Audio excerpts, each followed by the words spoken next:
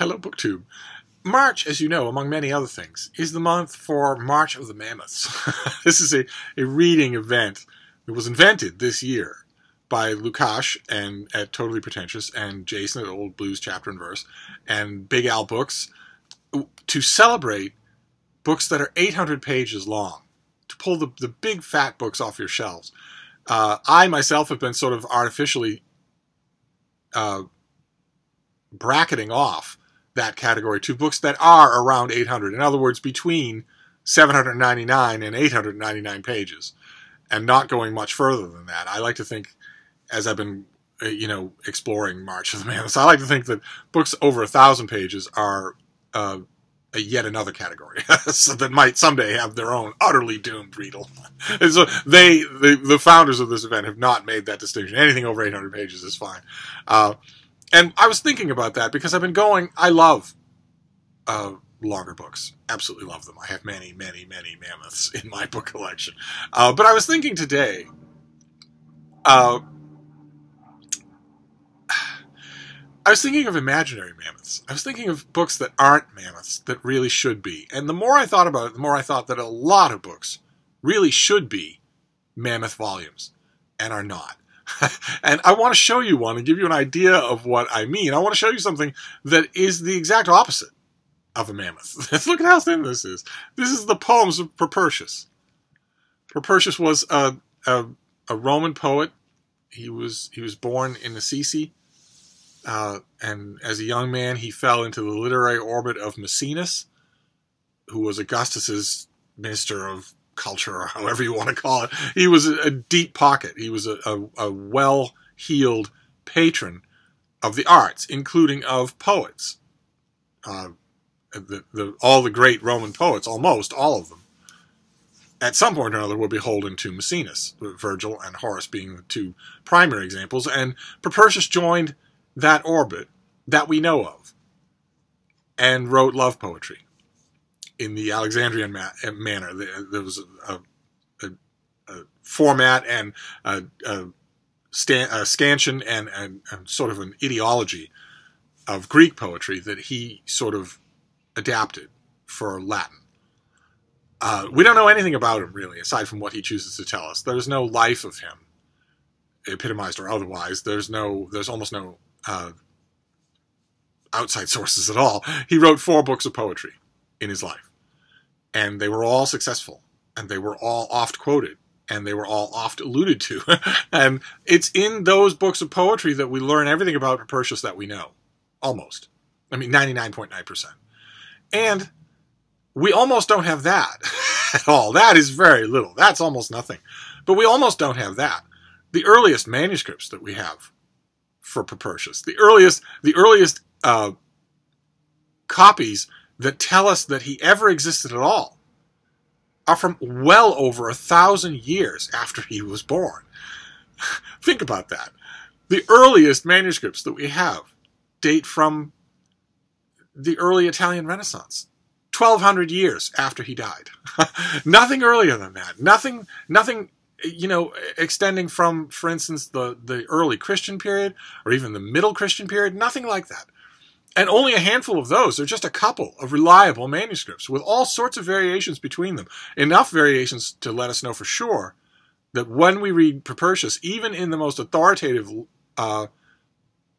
Latin edition, we aren't really reading Propertius. Certainly we're not reading him in English language translation. This is the Penguin Classic from years and years ago. The translation is by W.G. Shepherd with a nice, long, wonderful introduction by the great Betty Radis.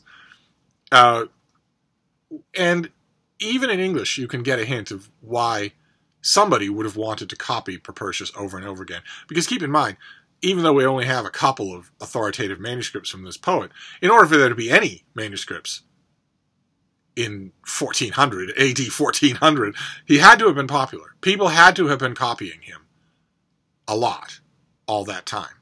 If he'd been totally obscure in his own day and ever since, no one would have bothered. That in itself is a remarkable feat of sort of literary survival. And you can tell why.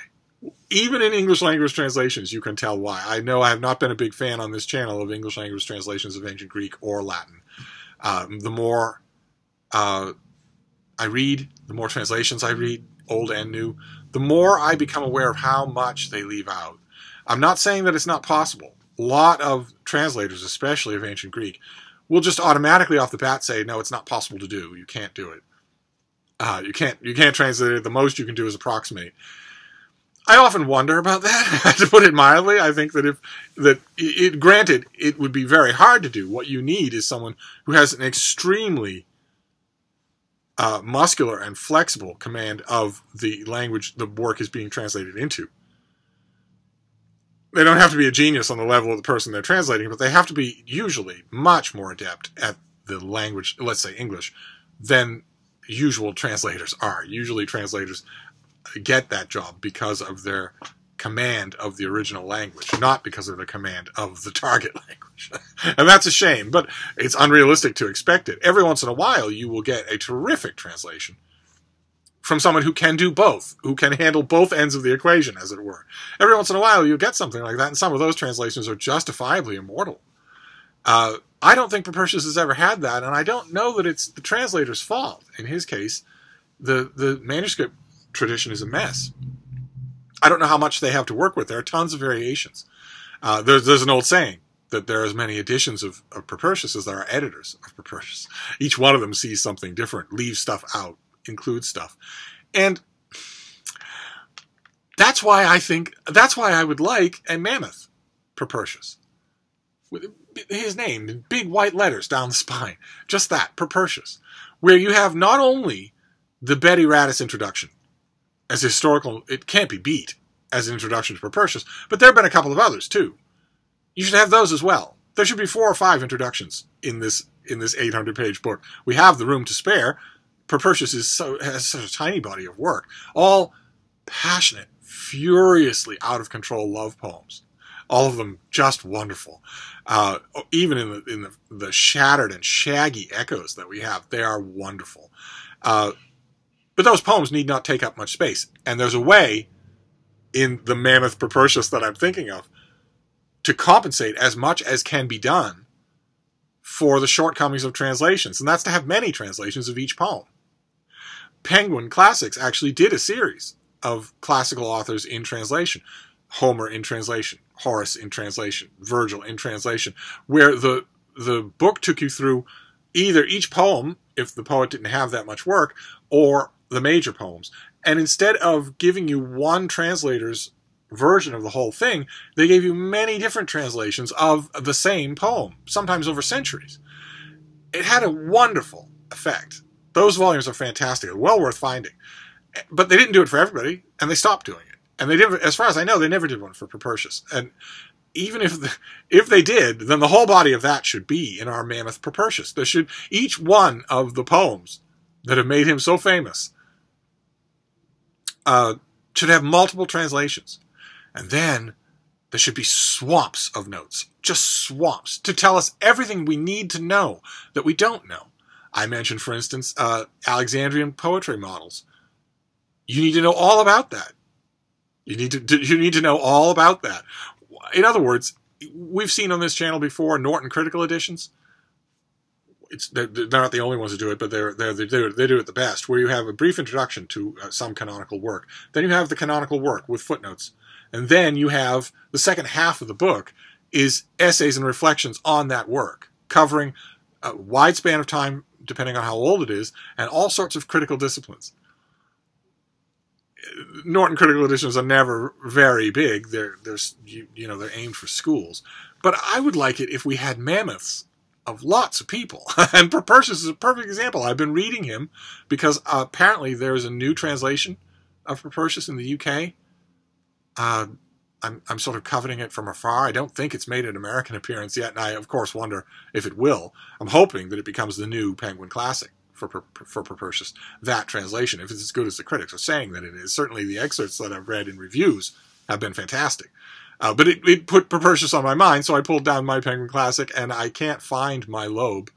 I will find it eventually, because sooner rather than later, I'm going to get tired of a translation. But in a mammoth volume of Propertius, I might not get tired. Because, the translations is an art on its own, and everyone, like I mentioned, everyone has come at this poet differently. So that's my March of the Mammoth for today. It's not a mammoth. It's a book I wish were one, and it's not the only one. There are many, many others where I wish that we had many different. This was 800 pages long, a huge introduction, or 4 huge introductions, all the body of the poems, lots and lots of footnotes on each one, and tons of critical essays. And in the body of the poems, multiple translations of each one, so that you get a flavor for what any kind of poet or translator can do. So in a way, March of the Mammoths could go on forever, couldn't it? That's not a threat. I promise. I will go back to my regularly scheduled Mammoths after this video. I just wanted to vent because Propertius has been on my mind, and I would love that. I would love it if there was more of this. If I looked up on my Penguin shelf and saw Propertius as a big volume, that would be wonderful, because there's certainly that much to fill a volume. But anyway, I will wrap this up, this extremely nerdy video, and I will see you soon. Thank you, BookTube.